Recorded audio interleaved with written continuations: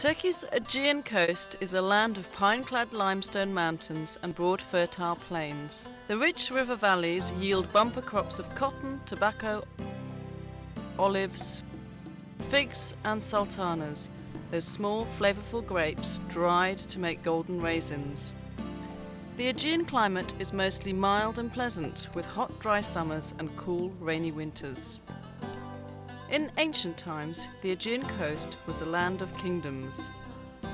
Aeolis, later Pergamum, Caria, Ionia and Lydia. It produced some of history's most memorable people, including King Midas of the Golden Touch, King Croesus, the inventor of coinage, the poet Homer, and Herodotus, the world's first great historian. Pergamum, in the North Aegean, rose to prominence after the death of Alexander the Great in 323 BC.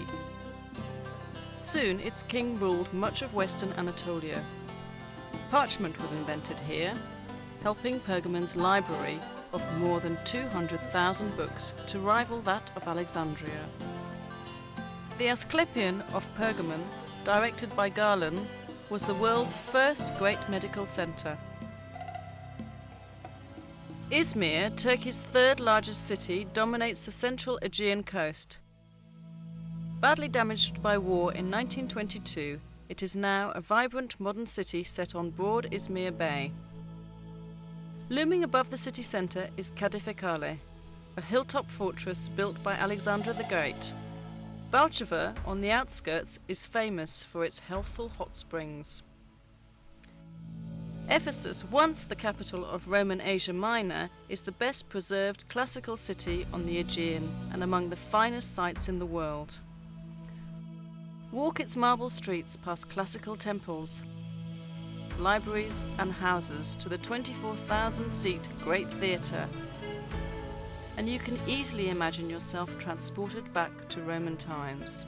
Ephesus grew rich from trade coming into its well-sheltered harbour.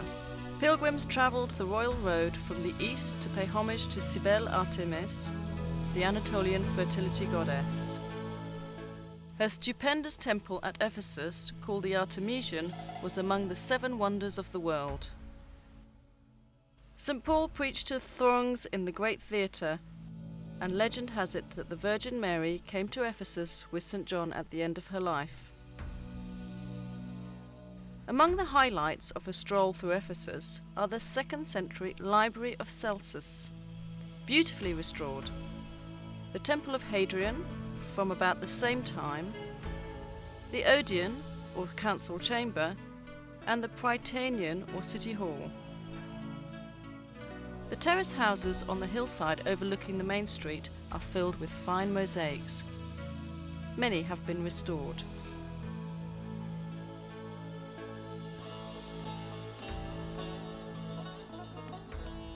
For an entirely different view, head eastwards into the mountains to Şirince, a charming town surrounded by vineyards and fruit orchards. Relax in one of its restaurants and enjoy a glass of local fruit wine. South of Ephesus, the ruins of ancient Priene are perched on a plateau backed by a sheer rock cliff. Beneath the plateau sprawls the broad floodplain of the river Meander, whose name is now used to describe twisting, turning rivers everywhere. Priene flourished during the 2nd century BC and was among the first cities to have a right-angle street plan. Set on this innovative street grid are Priene's great buildings, such as the Temple of Athena, the theatre, the gymnasium and the stadium. South, across the floodplain from Priene, is Miletus, an even larger and more important city with a freestanding 15,000-seat theatre. Built in Hellenistic times, the Miletus theatre was repaired extensively by the Romans and is still in very good condition. Miletus flourished from 700 BC to 700 AD.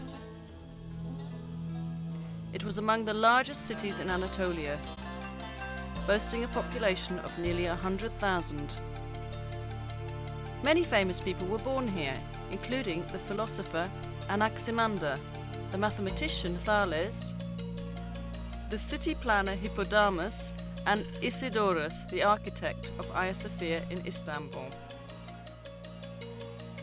A short distance south of Miletus is Didyma, famed for its gigantic marble Temple of Apollo, from which mystic priests issued enigmatic prophecies rivaling those of Delphi.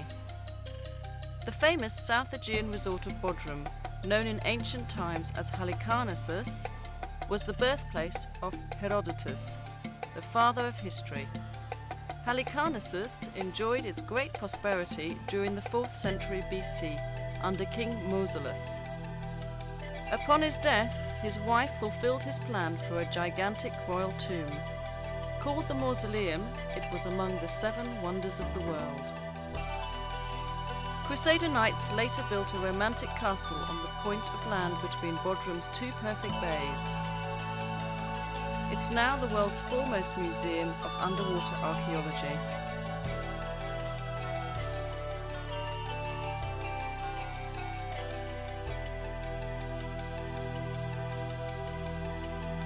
Today, Bodrum is among Turkey's favourite seaside resorts. Noted for its waterfront restaurants, its many yachts and its chic nightclubs.